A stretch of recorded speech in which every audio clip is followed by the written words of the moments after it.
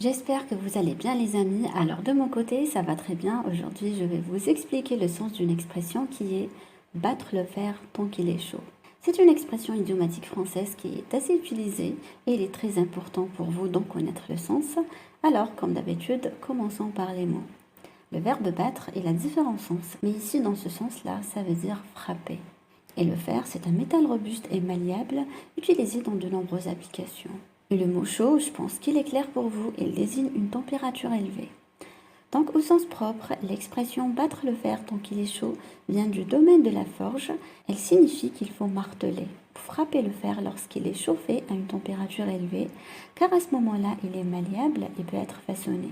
Car une fois refroidi, le fer devient dur et difficile à travailler.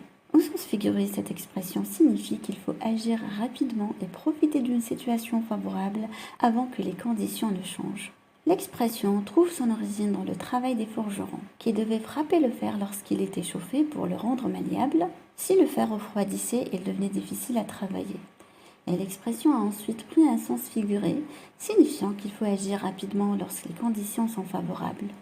Alors, comme d'habitude, c'est peut-être qu'à moitié clair pour vous. Je vais utiliser 3 contextes pour vous aider à très bien comprendre cette expression. Par exemple, imaginez que vous venez lancer un produit en ligne et les premiers clients l'adorent. Vous recevez des commentaires positifs, des partages sur les réseaux sociaux et même des suggestions pour des fonctionnalités supplémentaires. Et en discutant avec une amie, elle vous dit « Tu devrais rapidement organiser une promotion ou proposer des options supplémentaires parce qu'il faut battre le fer tant qu'il est chaud. » Ici, cela signifie que comme les clients montrent un grand intérêt maintenant, c'est le moment idéal pour capitaliser sur cet enthousiasme avant que l'intérêt ne retombe. Car si vous attendez trop longtemps, les clients pourraient perdre leurs intérêts et ce sera plus compliqué de les attirer à nouveau. Un deuxième exemple, imaginez que vous avez passé un entretien d'embauche pour un poste qui vous intéresse beaucoup et pendant l'entretien, vous avez eu un excellent échange avec le recruteur. Et à la fin, il vous a même dit que votre profil correspondait parfaitement au poste.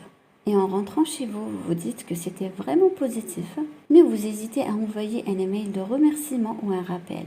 Et un ami vous conseille, mais tu devrais lui écrire dès maintenant pour le remercier et confirmer ton intérêt, car il faut battre le fer tant qu'il est chaud. Et cela signifie que puisque vous êtes encore frais dans l'esprit du recruteur, c'est le moment idéal pour marquer des points et montrer votre motivation. Si vous attendez trop longtemps, il pourrait se focaliser sur d'autres candidats. Un dernier exemple, imaginez que votre voisin veut vendre sa voiture et un acheteur potentiel vient la voir, l'examine et dit qu'elle lui plaît beaucoup. Le voisin hésite à fixer un prix tout de suite, mais son frère lui conseille. Propose-lui un prix maintenant, il faut battre le fer tant qu'il est chaud. Et cela veut dire qu'il doit profiter de l'intérêt de l'acheteur tout de suite pour conclure la vente avant que l'acheteur ne change d'avis ou n'aille voir une autre voiture. Donc battre le fer tant qu'il est chaud. Lorsqu'une situation semble être à votre avantage, il faut toujours essayer de l'exploiter au plus vite, car plus on attend, moins on a de chances que cela fonctionne. Donc voilà pour aujourd'hui, j'espère que tu as apprécié cet épisode. Je te rappelle que tu peux télécharger gratuitement la fiche PDF qui reprend toutes les explications et tous les exemples de ce podcast. C'est dans la description, tu peux y aller dès maintenant. Donc merci à vous, n'hésitez pas à me rejoindre sur mon cours gratuit sur YouTube. Chacun de mes articles est accompagné d'un fichier PDF qui est dans la description de cette vidéo. Si tu as aimé, mets un petit j'aime, un petit pouce en l'air, ça fait toujours plaisir et ça nous aide à choisir les sujets qu'on aborde sur la chaîne.